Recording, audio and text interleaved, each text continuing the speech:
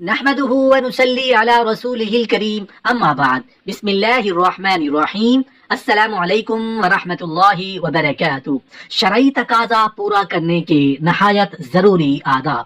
ہم بستری کے شرعی آداب کیا کیا ہے؟ ہم بستری سے پہلے کیا کرنا ضروری ہے؟ ہم بستری کے بعد کرنے والے ضروری کام۔ محترم ناظرین، جو آدمی نفس کی خواہش پوری کرتا ہے اس کا دل سخت ہو جاتا ہے، سوائے ہم بستری کے کہ یہ دل کو صاف کرتا ہے، اور اسی لیے انبیاء کرام نے کیا ہے۔ دوران مباشرت اگر مرد کا انزال جلد ہو جاتا ہو تو اسے چاہیے کہ چنے زیادہ کھایا کرے۔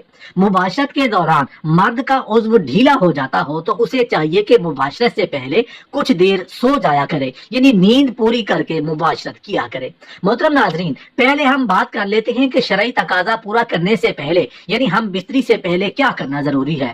سمجھداری کا تقاضا یہی ہے کہ عورت کو چاہیے کہ دو الگ الگ مگر صاف کپڑے اپنے پاس، جب اس کا شوہر مجامعت سے فارغ ہو جائے تو ایک کپڑا اسے تھما دے جس سے وہ اپنی صفائی کر سکے، پھر عورت دوسرے کپڑے سے اپنی صفائی خود کرے۔ اگر ان کے پہنے ہوئے کپڑوں میں جنابت کا کوئی اثر نہ پہنچا ہو تو وہ ان کپڑوں میں نماز بھی پڑھ سکتی ہیں۔ محترم ناظرین، اسلام نے طہارت اور صفائی کے نظام کو جتنی اہمیت دی ہے شاید کسی مذہب نے دی ہو۔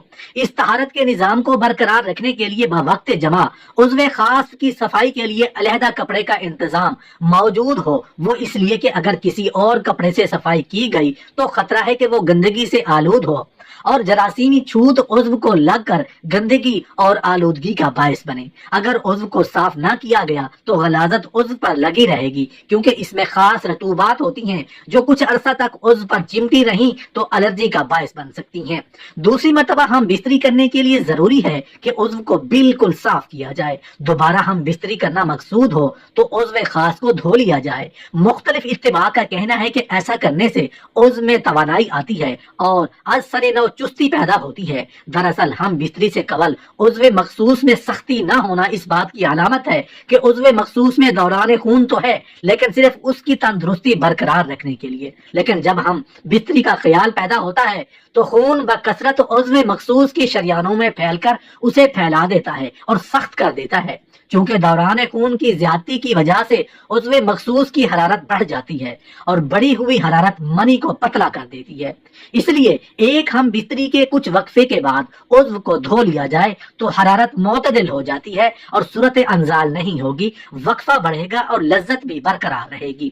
اگر ہم بستری کے وقت پیشاب کا شدید تقاضا نہ ہو تو خواہ مخواہ پیشاب نہ کریں، ورنہ عضو کا انتشار جلد ختم ہو جائے گا۔ مباشرت کا فطری طریقہ تو یہی ہے کہ عورت نیچے ہو اور مرد اوپر رہے، چنانچہ سارے حیوانات اسی فطری طریقہ پر عمل کرتے ہیں اور قرآن پاک میں بھی یہی طریقہ بیان کیا گیا ہے۔ اس کی صورت یہی ہو سکتی ہے کہ عورت چت لیٹے اور مرد کے اوپر لیٹے، تو اس طرح مرد کے جسم سے عورت کا جسم ڈھک جائے گا۔ اسی طریقہ میں زیادہ راحت اور آسانی ہے، عورت کو بھی مشقت نہیں اٹھانا پڑتی، نیز اس تکرار حمل کے لیے یہ بھی طریقہ مفید ہے۔ شیخ اور رئیس کے نزدیک جماع کی تمام شکلوں میں بری شکل یہ ہے کہ عورت مرد کے اوپر ہو اور مرد نیچے چت لیٹا ہو، کیونکہ اس صورت میں منی مرد کے عضو میں باقی رہ کر متعفن ہو کر اذیت کا باعث ہوتی ہے۔ مختلف کتب احادیث سے ہمیں یہ معلوم ہوتا ہے کہ ہم بستری کرتے وقت اندھیرا یا مدھم روشنی ہونا درست ہے۔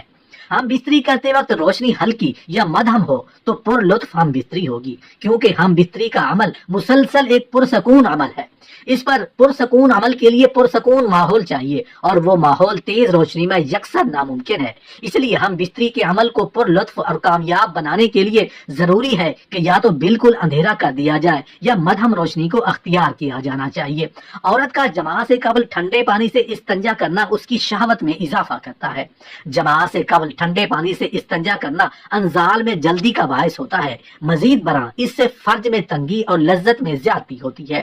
عورت جب جماع سے قبل پانی سے استنجا کرتی ہے تو یہ ہارمونز بہت کم ہو جاتا ہے، جس کی وجہ سے لذت جماع بڑھ جاتی ہے۔ عورت کی طاقت زیادہ اور انزال جلدی ہوتا ہے، جس کا فائدہ مرد کو پہنچتا ہے اور مرد بہت جلدی عورت پر قادر ہو جاتا ہے۔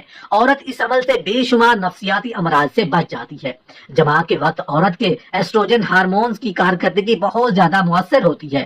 محترم ناظرین، اب ہم بات کر لیتے ہیں کہ شرعی تقاضا پورا کرنے کے بعد یعنی ہم بستری کرنے کے بعد کیا کرنا ضروری ہے۔ ہم بستری کے بعد کوئی مرغن یا شیریں غذا، انڈے کا حلوہ، گاجر کا حلوہ، شہد آمیز دودھ یا میوہ جات کا آمیزہ کھا لینے سے قوت بہا کم نہیں ہوتی۔ اگر کچھ بھی میسر نہ ہو تو تھوڑا سا گڑ ہی کھا لیں، مگر پاکی حاصل کرنے کے بعد ہی کھانا بہتر ہے۔ ہم بستری کے فوراً بعد ٹھنڈا پانی نہ پیئیں۔ عموماً لوگ ہم بستری کے فوراً بعد ٹھنڈا پانی پینا پسند کرتے ہیں، جو ہمارے جسم کے لیے بہت ہی نقصان دہ ہے، کیونکہ اس وقت انسان کا جسم بہت ہی زیادہ گرم ہوتا ہے۔ اس وقت مرد ہو یا عورت، دونوں کے جسم میں حرارت بہت زیادہ ہوتی ہے۔ اگر ایسے وقت میں کوئی بھی ٹھنڈے پانی کا استعمال کرتا ہے تو اس کو دمہ یعنی سانس کی بیماری ہونے کا خدشہ ہوتا ہے۔ عموماً اکثر ہم گرمی میں دھوپ سے باہر سے گھر آتے ہیں تو بزرگوں کا کہنا ہے کہ پسینے میں پانی مت پیو، پسینہ سوکھنے کے بعد پانی پینا۔ اس کی وجہ یہی ہوتی ہے کہ اس وقت ہمارا جسم گرم بہت زیادہ ہوتا ہے اور ٹھنڈا پانی ہمارے لیے سخت نقصان دہ ہوتا ہے۔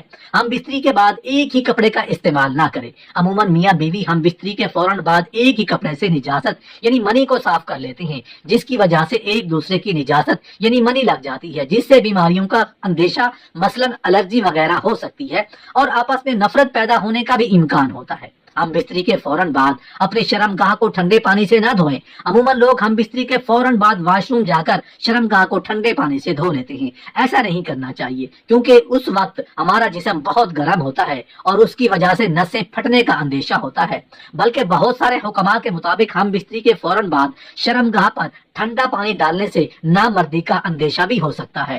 ہاں، جب آپ کا جسم نارمل ہو جائے تو اس وقت آپ شرمگاہ دھو لیں تو اس میں کوئی حرج نہیں۔ ہم بستری کرنے کے فوراً بعد پیشاب کرنے مت جائیں۔ کچھ خواتین کا کہنا ہے کہ ہمارا حمل نہیں ٹھہرتا، تو ایسی خواتین کو چاہیے کہ ہم بستری کے فوراً بعد پیشاب کرنے مت جائیں، کیونکہ ہم بستری کے وقت بچہ پیدا کرنے والے جراثیم عورتوں کی شرمگاہ میں جاتے ہیں۔ جب وہ پیشاب کرنے یا استنجا کرنے جاتی ہیں تو وہ جراثیم واپس باہر آ جاتے ہیں، جس سے خواتین کا حمل نہیں ٹھہرتا۔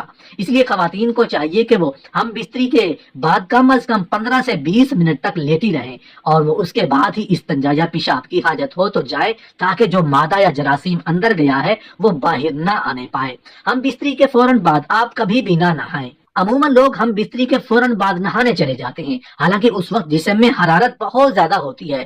ایسے میں اگر آپ اپنے جسم پر ٹھنڈا پانی ڈالو گے تو یہ بھی آپ کے جسم کے لیے بہت نقصان پہنچا سکتا ہے۔ اس لیے عورت اور مرد کو چاہیے کہ ہم بستری کے بعد کم سے کم 15 سے 20 منٹ کا وقفہ ہونا چاہیے، تاکہ آپ کے جسم کا درجہ حرارت نارمل ہو جائے اور اس کے بعد آپ نہانے، پیشاب کی حاجت یا استنجا کے لیے جائیں۔ اگر آپ لوگ ہم بستری کے فوراً بعد نہائیں گے تو اس سے بہت سی بیماریوں کا اندیشہ رہتا ہے۔